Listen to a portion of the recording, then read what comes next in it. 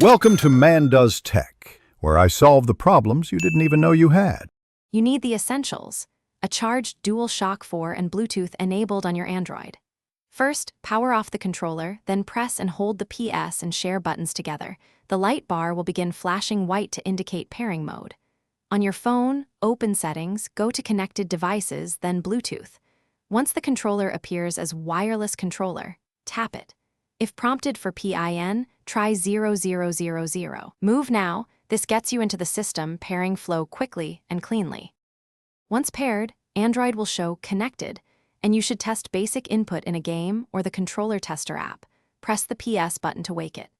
If an app requires mapping, install a reliable mapper and grant accessibility only when necessary. This avoids conflicts. Make sure the controller is recognized as a gamepad/HID in Android's input settings for proper analog stick and trigger behavior.